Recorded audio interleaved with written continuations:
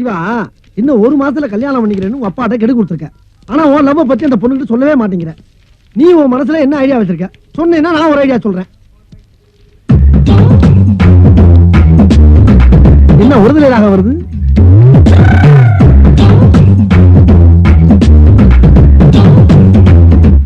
இப்போ நான் உங்களோட கஸ்டமரா வந்திருக்கேன்.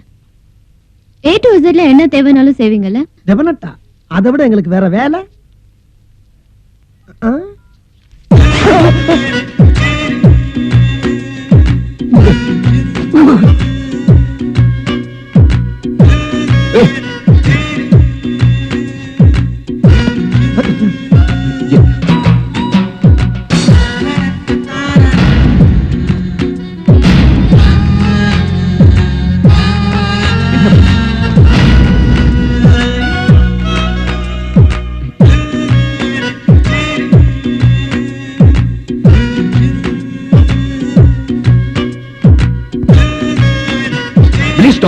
உனக்கு வெக்கமா இல்ல?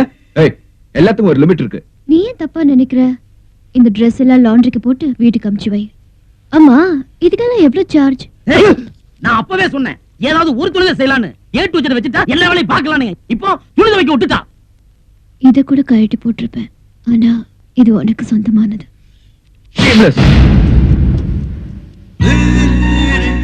இதை தாண்டா எதிர்பார்த்தேன். First touch.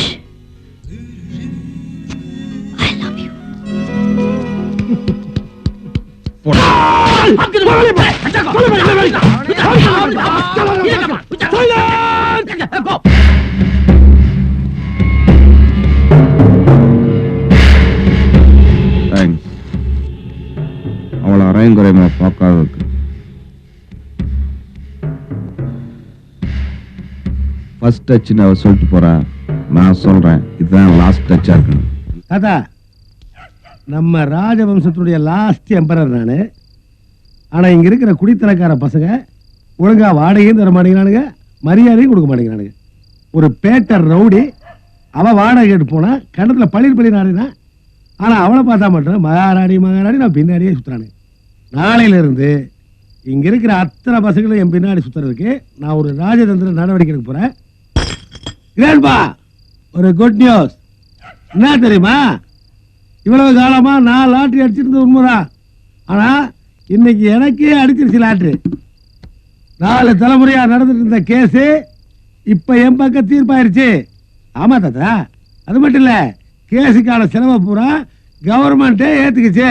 அதுக்கு மட்டும் 2,36,00,000 ரூபாய ரெடி கேஷா ரிசர்வ் பேங்க்ல போறானுங்களாமா என் பேர்ல.